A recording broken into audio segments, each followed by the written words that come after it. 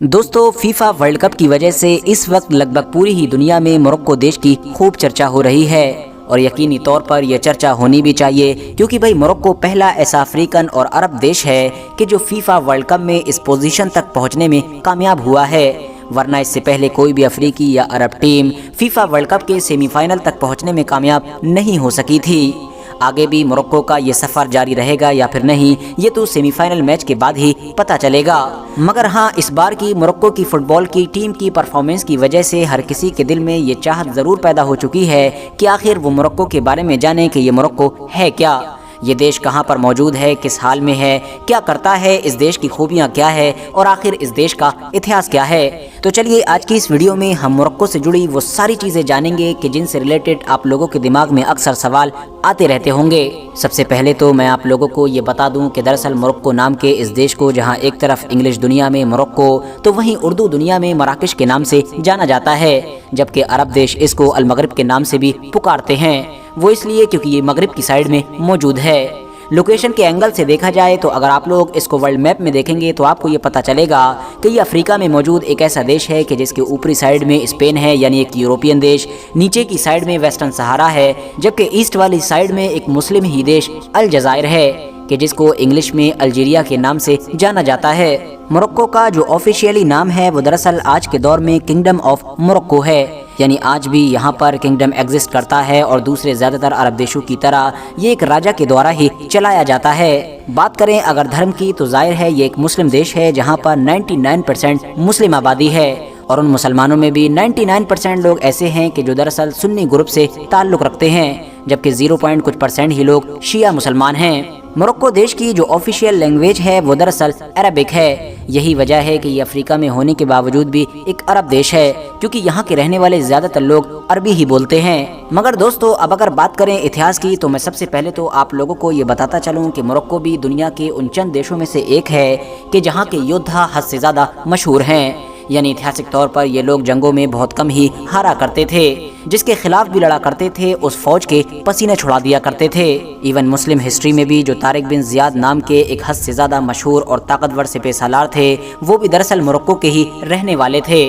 आपकी नॉलेज के लिए बता दूं कि दरअसल ये वही तारिक बिन ज़ियाद हैं कि जिन्होंने पहली बार स्पेन में मुसलमानों की सल्तनत कायम की थी और इन्होंने ही मुस्लिम फ़ौजों की उन कश्तियों को जला दिया था कि जिन कश्तियों के ज़रिए से मुस्लिम फ़ौजें समंदर पार करके स्पेन पहुंची थी, ताकि मुस्लिम सिपाही अपने आप को अपने दुश्मन के सामने हद से ज़्यादा कम देखकर भागने की कोशिश ना करें और उनके सामने सिर्फ 2 ही कंडीशन हो, या तो लड़ें या फिर शहीद हो जाएं। बात करें अब अगर इस बारे में कि आखिर सऊदी अरबिया से हद से ज़्यादा दूर होने के बावजूद भी मोरक्को देश में इस्लाम धर्म कैसे पहुंचा था और कब पहुंचा था, तो मैं आपको बता दूं कि इस्लाम के आने से पहले मोरक्को नाम के इस पूरे इलाके पर रोमन सल्तनत का राज हुआ करता था। रोमन सल्तनत के ख़त्म हो जाने के बाद ये इलाका यानी 5वीं सदी ईस्वी के करीब में बाज़ंतीनी और इस जैसी दुनिया की कुछ दूसरी ताकतों के हाथों में चला गया था। मगर इस दौर में भी मोरक्को का वो सारा इलाका आज़ाद रहा था कि जहाँ पर बर्बर ख़ानदान के लोग रहा करते थे।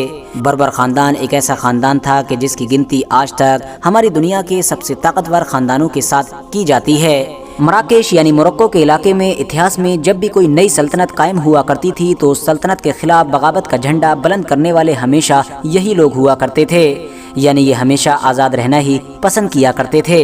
इस इलाके में सबसे पहली बार इस्लाम धर्म उस दौर में आया था कि जब मुस्लिम दुनिया पर सल्तनत बनु उमैया का राज हुआ करता था। सबसे पहले उक़बा बिन नाफ़े नाम का एक सिपहसालार अफ्रीका का ये पूरा इलाका फतह करते हुए मोरक्को तक पहुंच गया था और 684 और 85 ईस्वी के करीब तक ये पूरा इलाका भी फतह हो चुका था कि जहां पर आज का मॉडर्न मोरक्को मौजूद है। मगर जाहिर है दोस्तों, हमेशा की तरह इस बार भी बर्बर ख़ानदान के लोगों ने मुस्लिम सल्तनत के खिलाफ भी बगावत का झंडा बुलंद कर दिया था। बिगड़ते हुए हालात को देखकर मुस्लिम खलीफा की तरफ से हज़रत मूसा बिन नसीर नाम के एक काबिल और हद से ज़्यादा होशियार हाकिम को इस इलाके में भेजा गया।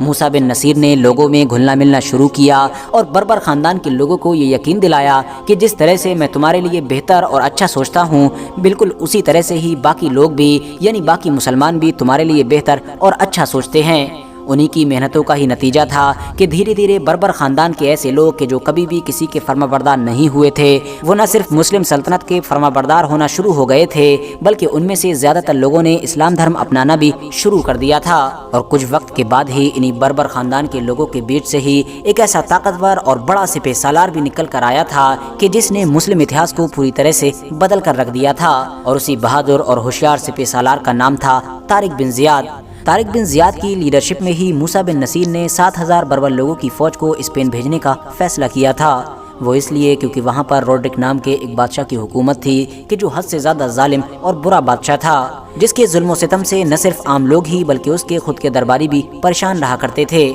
उसके दरबारियों से ही बार बार खबरें मिलने की वजह से और इनविटेशन मिलने की वजह से ही मूसा बिन नसीर ने स्पेन पर हमला करने का फैसला किया था, क्योंकि उन्होंने महसूस कर लिया था कि जब अंदर के ही लोग मुझको बार बार बुला रहे हैं तो ये सल्तनत पूरी तरह से खोखली हो चुकी है। फाइनली 26 अप्रैल 711 ईस्वी ये वो दिन था कि जब मोरक्को और अलजायर के इलाकों से चलने वाली तारिक बिन ज़ियाद की 7,000 बर्बर लोगों की ये फौज कश्तियों के जरिए से स्पेन में दाखिल हो चुकी थी। यानी कश्तियों से वो लोग स्पेन की ज़मीन पर उतर चुके थे और तारिक बिन ज़ियाद के ऑर्डर पर उन लोगों ने इन कश्तियों को आग भी लगा दी थी ताकि उनके पास वापस जाने का कोई रास्ता बाकी ही ना रहे। मगर हम सभी जानते हैं कि अगले सिर्फ 1 से 1.5 महीने के अंदर ही इन लोगों ने न सिर्फ रोड्रिक को हराया था बल्कि इस इलाके पर मुस्लिम सल्तनत भी कायम कर दी थी। एक ऐसी मुस्लिम सल्तनत कि जो अगले 700 से 800 सालों तक लगातार स्पेन पर कायम रही थी। दूसरी तरफ बात करें अगर मोरक्को की, तो जब मुस्लिम सल्तनत यानी कि सल्तनत बनु उमैया ख़त्म हुई और दूसरी मुस्लिम सल्तनत यानी कि सल्तनत बनु अब्बास शुरू हुई, तो आपको बता दूं कि उस दौर में ये मोरक्को का पूरा इलाका मुसलमानों की मेन सल्तनत से बाहर हो चुका था।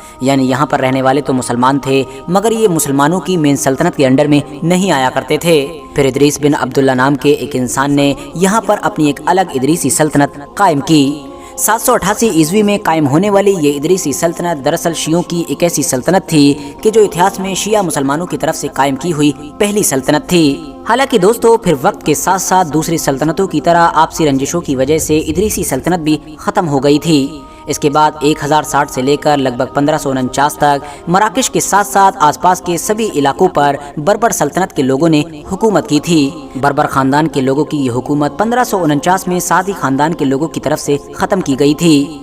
मगर फिर सादी खानदान की हुकूमत भी 1666 में अलावी खानदान ने ख़त्म की और यही अलावी खानदान की हुकूमत ही आज तक मोरक्को पर कायम है। मगर दोस्तों बाद में अलावी खानदान और यहाँ पर रहने वाले दूसरे मुस्लिम खानदानों की आपसी रंजिशों की वजह से बाहर के दुश्मनों को मौका मिलना शुरू हो गया था और धीरे धीरे जैसे यूरोप की दूसरी ताकतों ने दुनिया के ज़्यादातर इलाकों पर कब्जा किया था, बिल्कुल वैसे ही स्पेनिश और फ्रेंच लोगों ने अफ्रीका की दूसरी कंट्रीज़ के साथ साथ मोरक्को पर भी कब्जा करना शुरू कर दिया था। 1912 आते आते मोरक्को के साथ साथ आसपास की लगभग सभी कंट्रीज़ पर इन लोगों का कब्जा हो चुका था। मगर जाहिर है जैसा कि हम सभी जानते हैं कि सेकेंड वर्ल्ड वॉर की वजह से यूरोप की ये सारी ताकतें ही कमज़ोर हो गई थी। इसी वजह से इन लोगों को धीरे धीरे उन सभी देशों को आज़ाद करना पड़ा था कि जिन पर ये लोग कब्जा करके बैठे थे। 1955 और 56 के करीब में फाइनली मोरक्को को दुनिया के दूसरे देशों की तरह फ्रांस से आज़ादी मिल गई थी। RH नेटवर्क के नॉलेजेबल फ्रेंड्स, जहां एक तरफ आज के दौर में मोरक्को क्षेत्रफल यानी एरिया के हिसाब से दुनिया का 40वां सबसे बड़ा देश है, तो वहीं आबादी के मामले में भी ये दुनिया का 39वां सबसे बड़ा देश है।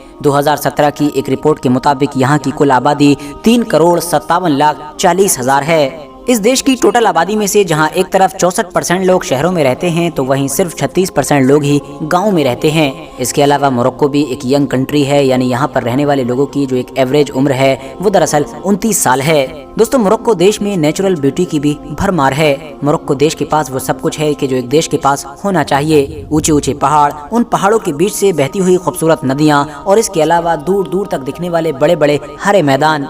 यही वजह है कि ये कहावत भी मशहूर है मोरक्को के बारे में कि अगर कोई इंसान बीमार है और उसको मोरक्को के खूबसूरत फोटोज दिखा दिए जाएं तो वो बीमार भी फौरन उठकर बैठ जाता है। नेचुरल ब्यूटी के अलावा यहाँ पर बहुत सारी ऐतिहासिक इमारतें और किले भी मौजूद हैं। यहाँ पर ऐसी बहुत सारी जगह हैं कि जहाँ से आप दुनिया के सबसे बड़े रेगिस्तान यानी सहारा में भी एंटर कर सकते हैं और यही वो सारी चीज़ें हैं कि जिनकी वजह से मोरक्को की गिनती टॉप टूरिस्ट प्लेसेस में की जाती है, यानी उन टॉप देशों में की जाती है कि जहाँ पर सबसे ज़्यादा टूरिस्ट घूमने के लिए जाते हैं। इसके अलावा मोरक्को एक ऐसा देश है कि जहाँ पर लगभग 50% लोग किसानी में इंटरेस्ट रखते हैं और किसानी का ही काम करते हैं और इस चीज़ का असर सीधे तौर पर आप लोगों को इनकी इकोनॉमी पर भी नजर आएगा, क्योंकि इनकी इकोनॉमी की एक बड़ी ताकत इनके यहाँ के मेहनती किसान हैं। इसके अलावा यहाँ पर ग्रीन टी का कल्चर और ट्रेंड भी हद से ज़्यादा देखने को मिलता है।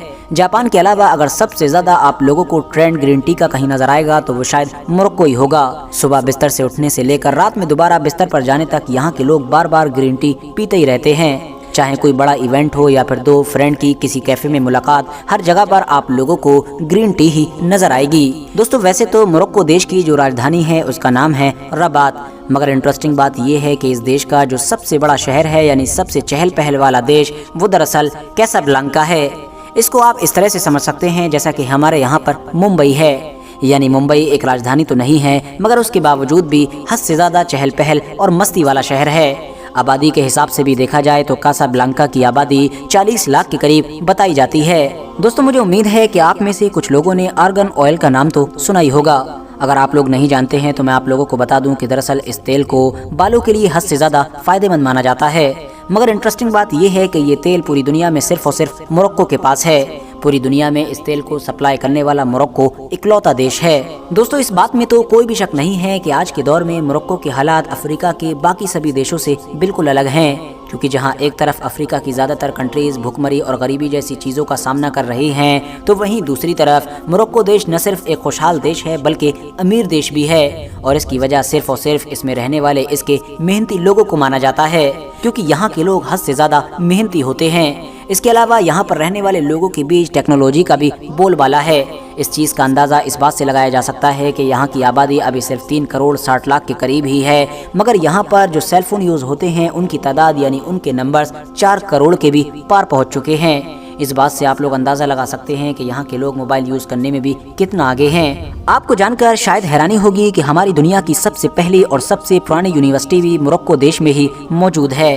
एक ऐसी यूनिवर्सिटी कि जिसको आज से लगभग 1200 साल पहले एक मुस्लिम खातून ने ही कायम किया था। ये यूनिवर्सिटी अभी तक हमारी दुनिया को बहुत सारे बड़े बड़े वैज्ञानिक भी दे चुकी है। इस यूनिवर्सिटी को आमतौर पर यूनिवर्सिटी ऑफ अल क़रवैन के नाम से जाना जाता है। इसके अलावा मोरक्को से जुड़ी एक हैरान कर देने वाली चीज़ ये भी है कि जब भी यहाँ पर किसी औरत के शौहर का इंतकाल हो जाता है तो वो औरत अगले 40 दिनों तक सिर्फ और सिर्फ सफ़ेद कपड़े पहनती है। हालांकि दोस्तों, अब इस नए दौर में इस रिवाज पर उंगलियां भी उठना शुरू हो गई हैं, क्योंकि लोग ये कह रहे हैं कि एक औरत को एक ही रंग के कपड़े पहनने के लिए फोर्स करना आखिर कहाँ का इंसाफ है। इसके अलावा दोस्तों, ये वैसे भी उनके कल्चर की चीज़ है। जहाँ तक सवाल उनके धर्म का है यानी इस्लाम का, तो उसमें भी इस तरह का कोई कॉन्सेप्ट नहीं पाया जाता है। फुटबॉल मोरक्को का राष्ट्रीय खेल है और यही वजह है कि वहाँ पर जो फुटबॉल की दीवानगी है वो सर चढ़ कर बोलती है। जैसे ही वहाँ पर छुट्टियों के दिन आते हैं या फिर किसी और चीज़ की भी बीच में छुट्टी आ जाती है तो वहाँ के शहरों की सड़कें फुटबॉल खेलने वाले लोगों से भर जाती हैं। हर जगह पर लोग फुटबॉल खेलते हुए नजर आते हैं। यहाँ के रहने वाले लोगों का खेल से जुड़ा हुआ एक ही सपना है कि वो अपनी फुटबॉल टीम को फीफा जैसे बड़े वर्ल्ड कप में धूम मचाते हुए देखें, और शायद सन 2022 के कतर फीफा वर्ल्ड कप में उन लोगों का ये सपना पूरा भी हो चुका है। फिलहाल मुझे उम्मीद है कि आज की इस वीडियो से आप लोगों को मोरक्को के बारे में बहुत कुछ जानने को मिला होगा। वीडियो पसंद आने पर न सिर्फ वीडियो को लाइक करें बल्कि अपने फ्रेंड्स के साथ भी ज़रूर शेयर करें, और इसी तरह की नॉलेजेबल और हिस्टोरिकल वीडियोस हमेशा देखने के लिए हमारे इस चैनल को सब्सक्राइब करके साथ ही में बेल आइकन को भी प्रेस कर दें।